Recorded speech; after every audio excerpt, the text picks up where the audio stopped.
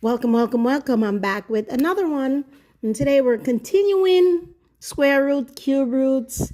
But today we're looking closer at irrational square root, cube roots.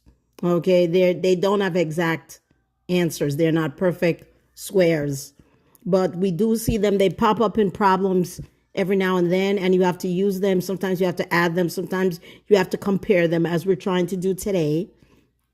So how do you do that? What is the tip or the strategy for adding or using irrational numbers, especially in square roots? The answer is approximation.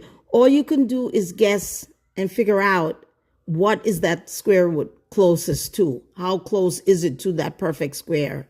And then use that to help you. So here we have greater than, less than, greater than, or equal to. And the question is, these two expressions, which is greater? And how do you know? The square root of 10 plus 2, is it equal to or greater than 10 plus the square root of 2? You could clearly see a little which is greater, but let's work it out. So here we have the square root of 10, which is, we don't know the square root of 10, it's irrational. But we do know the square root of 9, which is 3. So the square root of 10, I'm going to give it at 3.5. Okay, it's half more than the other half. And I'm going to add the 2.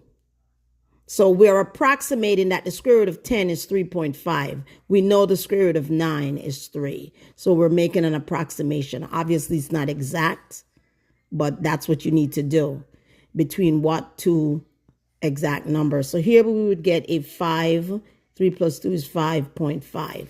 Here we have 10 plus the square root of 2. We have the 10. We don't know the square root of 2. We do know the square root of 4 is 2. So the square root of 2 is definitely way less than 4, or way less than 2. We know the square root of 1 is 1 times 1, or 1 squared is 1. So we're going to approximate that the square root of 2 is a little over 1. We're going to call it 1.5. So 10 plus 1.5 would give me 11.5. So this expression is worth 11.5. This one is a 5.5. What say you? Is it greater than or less than? It is less than. Okay. So the trick here, when you have these irrational numbers, they ask you to compare or to add. The most you could do is make an approximation, make a guess, come as close as it is to a perfect square root. What say you? Don't forget to like and follow, share. I'll see you on the next one.